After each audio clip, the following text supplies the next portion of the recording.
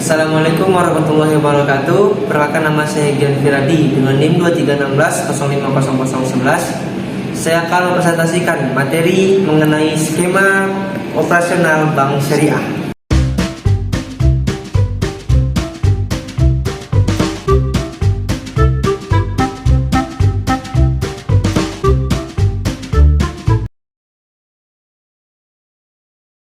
Jadi, dalam pengelolaan dana bank syariah terdapat 4 sumber dananya, yakni yang pertama sell base, yang kedua lease base, yang ketiga PLS base, dan yang keempat aktivitas treasury. Jadi, sell base adalah konsep yang terkait dengan penjualan aset atau barang, di mana perusahaan menjual asetnya kepada pihak lain.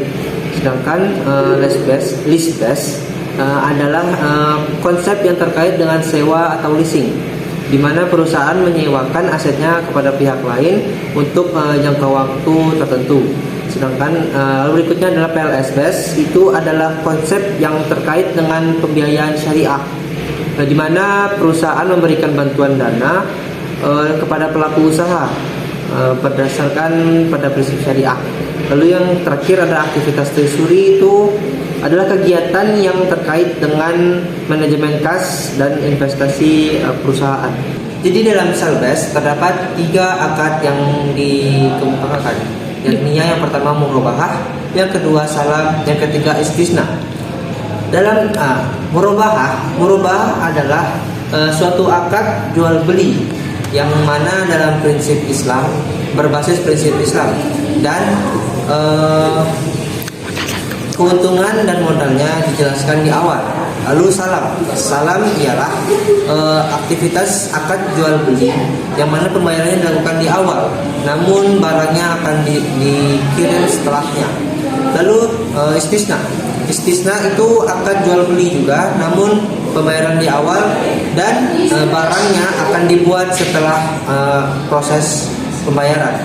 Jadi perbedaan antara istisna dan salam ialah kalau salam barangnya sudah ada dan tinggal diantar, dan kalau istisna barangnya baru dibuat setelah proses pembayaran atau pemesanan. Lalu yang kedua adalah lease base. Jadi pada lease base terdapat 2 akad di dalamnya, yakni ijarah dan ijarah muntahiyah bil tamlik atau IMPT. Jadi ijarah adalah akad sewa menyewa antara 2 pihak, yang mana pihak pertama itu memberikan manfaat atau menyediakan manfaat ataupun jasa, lalu pihak kedua memberikan bayaran terhadap manfaat tersebut. Lalu sedangkan ijarah muntahiyah bil tamlik itu ada atau EBT, itu akadnya sama seperti ijarah, ini sewa menyewa, namun nanti di akhir akad barang yang sebagai objek akad akan berpindah kepemilikan dari pemberi sewa kepada penyewa. Lalu yang ketiga ialah PLS base, yang mana dalam akad ini terdapat 2 akad dalamnya, yaitu mudharabah dan musyarakah.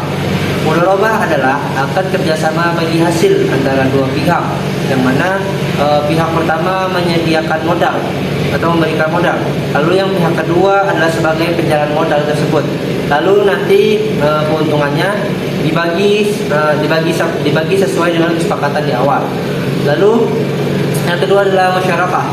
Musyarakah adalah akad kerjasama bagi hasil, yang mana terdiri dari 2 pihak, pihak pertama dan pihak kedua. Lalu kedua pihak tersebut sama-sama menyediakan modal untuk usaha yang dijalankan. Lalu yang terakhir adalah aktivitas treasury, yang mana di dalamnya terdapat akad SBIS dan obligasi.